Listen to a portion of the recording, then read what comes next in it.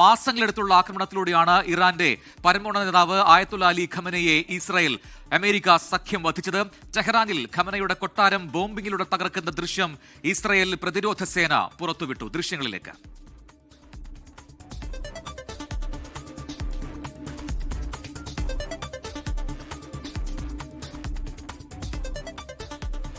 ഖമനൈ താമസിക്കുന്ന ഖമനയുടെ കൊട്ടാരം അത് സെക്കൻഡുകൾക്കുള്ളിൽ തന്നെ തവിടുപൊടിയാകുന്ന രീതിയിലുള്ള വലിയ ആക്രമണമാണ് ഇസ്രായേൽ നടത്തിയതെന്ന് ഈ ദൃശ്യങ്ങൾ പറയുന്നു. സെക്കൻഡുകൾക്ക് തന്നെ എല്ലായിടങ്ങളും ആ കൊട്ടാര വളപ്പിൽ ഉള്ള എല്ലാ കെട്ടിടങ്ങളും ചാരമായി പോകുന്ന അവസ്ഥയിൽ അത്രയും രൂക്ഷമായ വലിയ ആക്രമണമാണ് ഇസ്രായേൽ അഴിച്ചുവിട്ടതെന്ന കാര്യം വ്യക്തമാണ്. അതിന്റെ ആകാശ ദൃശ്യമാണ് ഇപ്പോൾ പ്രേക്ഷകർ കാണുന്നത്. ഈ ആക്രമണത്തിലാണ് ഖമനയും കുടുംബാംഗങ്ങളും കൊല്ലപ്പെട്ടത്.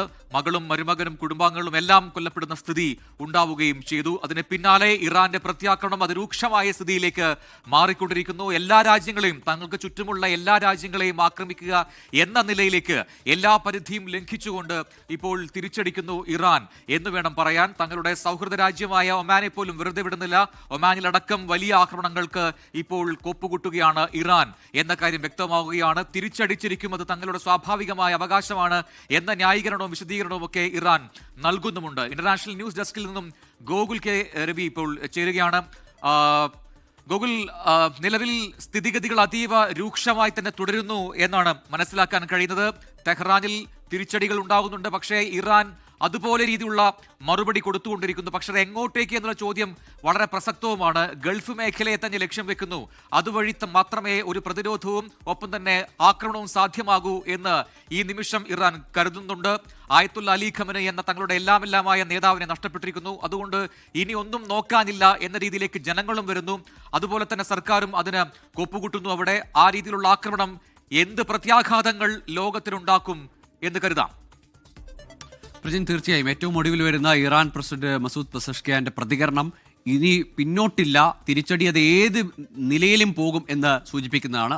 പറഞ്ഞു വെക്കുന്നത് ഖമനയുടെ ജീവനെടുത്തതിന്, ഖമനയുടെ കൊലപാതകത്തിന് മറുപടി കൊടുക്കുക, അതിന് പ്രതികാരം ചെയ്യുക എന്നത് ഞങ്ങളുടെ കടമയാണ്, ഉത്തരവാദിത്തമാണ്. അത് ഞങ്ങളുടെ ധാർമ്മികമായ ഉത്തരവാദിത്വം കൂടിയാണ്. അതിന് ഏതറ്റം വരെയും എല്ലാ സകല ശേഷിയും പ്രയോഗിക്കും, മുഴുവൻ സ്ട്രെങ്തും പ്രയോഗിക്കുമെന്നത് വാക്ക് തന്നെയാണ് ഇപ്പോൾ പെസഷ്കിയാൻ പ്രയോഗിക്കുന്നത്.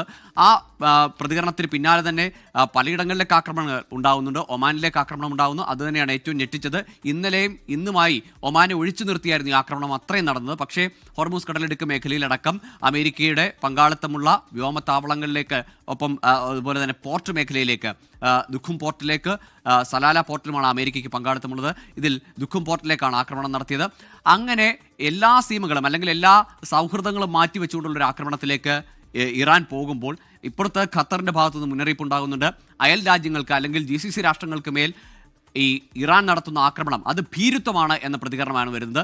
എല്ലാ രാജ്യങ്ങളും ഇന്നലെ മുതൽ തന്നെ പറയുന്നൊരു കാര്യം, അവരുടെ പരമാധികാരത്തിന് മേലേക്കുള്ള കടന്നുകയറ്റമായാണ് ഇറാന്റെ ആക്രമണത്തെ വിലയിരുത്തുന്നത്. അവിടെ എവിടെയും ഇസ്രയേലിനെയോ അമേരിക്കയോ തള്ളി പറയുന്നില്ല. കാരണം അമേരിക്കയുടെ സൈനിക ക്യാമ്പുകൾ ഇവിടങ്ങളിലെല്ലാം ഉണ്ട്.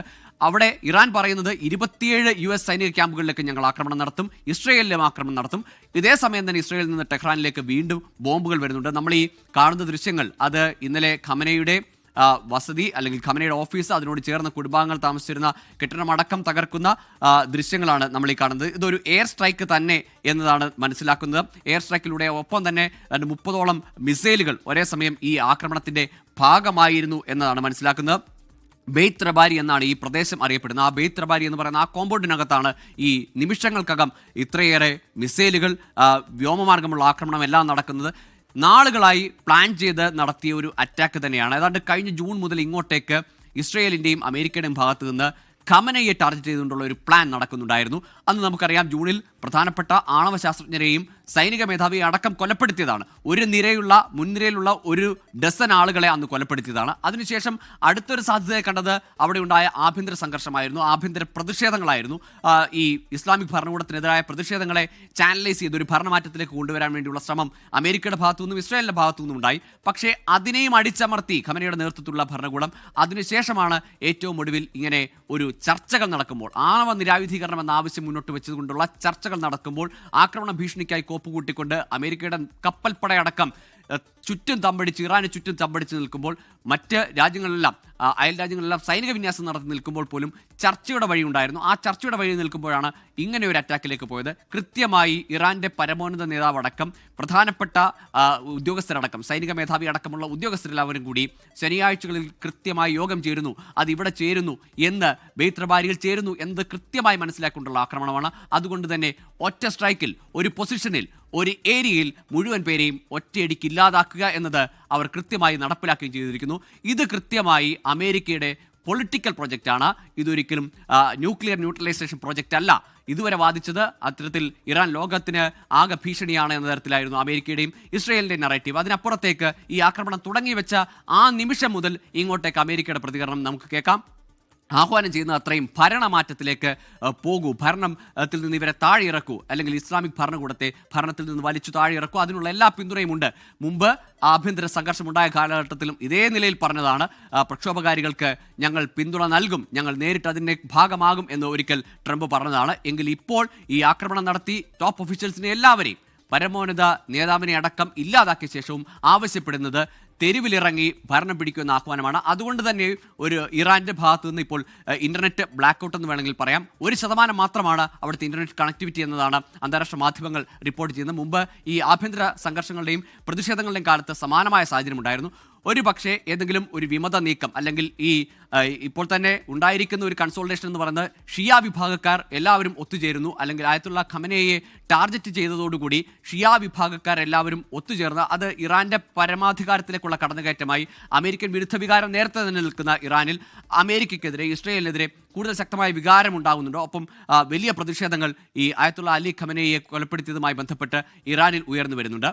അതിനിടയിൽ ഏതെങ്കിലും തരത്തിൽ ഈ ഇസ്ലാമിക് ഭരണകൂടത്തിനോടുള്ള എതിർപ്പ് അല്ലെങ്കിൽ അതിനെതിരെ ഇപ്പോൾ എല്ലാ തുറകളിൽ നിന്നും പ്രതിഷേധം നിലനിൽക്കുകയാണ്. ആ പ്രതിഷേധത്തിൽ എവിടെയെങ്കിലും ഒരു നേതൃത്വം ഉയർന്നു വന്ന് അതിനെ അട്ടിമറിക്കാൻ രാജ്യത്തിനകത്ത് തന്നെ ഒരു സാധ്യത ഉണ്ടാകുമോ എന്നതിനെ കൂടി മറികടക്കുക എന്ന് ഈ ഇന്റർനെറ്റ് നിരോധനത്തിന്റെ ലക്ഷ്യമുണ്ട്. ഒപ്പം ഈ ആക്രമണങ്ങളുമായി ബന്ധപ്പെട്ടുള്ള വിവരങ്ങൾ പുറത്തു പോകരുത്, ദൃശ്യങ്ങൾ പങ്കുവെക്കരുത് എന്നടക്കമുള്ള കാര്യങ്ങൾ പറയുന്നുണ്ട്. ഇറാൻ തന്നെ പറയുന്നുണ്ട്, ഔദ്യോഗികമായി ആവശ്യപ്പെടുന്നത്. ഏറ്റവും ഒടുവിൽ വന്ന മസൂദ് പെസഷ്കിയാന്റെ ഇറാൻ പ്രസിഡന്റിന്റെ പ്രതികരണം അത് വിനാശകരമായ ആക്രമണങ്ങൾ ഉണ്ടാകും, സകല സാധ്യതയും പ്രതികാരം ചെയ്യാൻ ഉപയോഗിക്കുമെന്നതാണ് ഏറ്റവും ഒടുവിൽ പറഞ്ഞു വെക്കുന്നത്. അടിച്ചാൽ തിരിച്ചടിച്ചാൽ ആ തിരിച്ചടിക്ക് പകരം അടിക്കുന്നത് ഏതളവിലായിരിക്കും, എത്ര രൂക്ഷമായിരിക്കും ആ തിരിച്ചടി എന്നത് ഊഹിക്കാനാവില്ല എന്ന് ട്രംപും വാൺ ചെയ്യുന്നുണ്ട്. അതേസമയം തന്നെ ടെഹ്റാനിലേക്ക് ഇസ്രയേലിൽ നിന്ന് ആക്രമണങ്ങൾ ഉണ്ടാകുന്നു. അമേരിക്കയുടെ 27 താവളങ്ങളിലേക്കും ആക്രമണം നടത്തും, ഇസ്രയേലിലേക്ക് ഞങ്ങൾ ആയുധങ്ങൾ അയക്കും അല്ലെങ്കിൽ മിസൈലുകൾ പായിക്കുമെന്ന് ഇറാനും പറഞ്ഞു വെക്കുമ്പോൾ രൂക്ഷമായ ആക്രമണത്തിലേക്ക് പോകുമെന്ന സൂചന തന്നെയാണ്. ഒരാളും പിന്നോട്ടില്ല, ഒരു സഖ്യവും ഒരു രാജ്യവും പിന്നോട്ടില്ല എന്ന നിലയിലുള്ള പ്രതികരണങ്ങളാണ്. അത് അങ്ങേയറ്റം ഭയപ്പെടുത്തുന്നതുമാണ്. യെസ്, ഗോകുൽ രവിയാണ് വിശദാംശങ്ങൾ നൽകിക്കൊണ്ടിരിക്കുന്നത് ഇന്റർനാഷണൽ ന്യൂസ് ഡെസ്കിൽ നിന്ന്. ഏറ്റവും ഒടുവിൽ ഹമാസ് കൂടി ഇതുമായി ബന്ധപ്പെട്ട ഒരു പ്രതികരണം നടത്തിയിരിക്കുന്നു. ഹമാസ് എല്ലാ പിന്തുണയും ഇറാന് നൽകുന്നു എന്നതാണ് ഏറ്റവും പ്രധാനപ്പെട്ട കാര്യം. ആയത്തുള്ള അലി ഖമനയുടെ കൊലപാതകത്തെ ഹീനമായ പ്രവൃത്തി എന്ന രീതിയിൽ ഹമാസ് വിശേഷിപ്പിക്കുന്നു. ഒപ്പം തന്നെ ഇത് ഇറാന്റെ പരമാധികാരത്തിന് മേലുള്ള കടന്നുകയറ്റമാണ് എന്ന രീതിയിലുള്ള പ്രതികരണം ഹമാസിൽ ഉണ്ടാകുന്നു. എല്ലാ അറബ് മുസ്ലിം രാജ്യങ്ങളും ഇതിനെതിരെ ഒറ്റക്കെട്ടായി നിൽക്കണം എന്ന രീതിയിലുള്ള ആഹ്വാനം കൂടി ഹമാസിന്റെ ഭാഗത്തുണ്ടാകുമ്പോൾ അവർ കൂടി ഇറാനൊപ്പം നിൽക്കുമോ ഈ ആക്രമണത്തിൽ തിരിച്ചടിക്ക് എന്നുള്ള ഒരു സുപ്രധാനമായ ചോദ്യം കൂടി ഈ സെക്കൻഡിൽ പുറത്തു വന്നുകൊണ്ടിരിക്കുകയാണ്. ഹമാസിന്റെ ഒരു ഔദ്യോഗിക പ്രതികരണമായി ഈ ഘട്ടത്തിൽ നമുക്കതിനെ കാണുകയും ചെയ്യാം. ലോകത്തെവിടെയായാലും ഏത് സമയത്തും 24 വാർത്തകളും ഓഗ്മെന്റഡ് റിയാലിറ്റി പാക്കേജുകളും എക്സ്പ്ലെയിനറുകളും വിശദമായി കാണാൻ ഞങ്ങളുടെ യൂട്യൂബ് ചാനൽ നിങ്ങൾക്ക് സബ്സ്ക്രൈബ് ചെയ്യാം.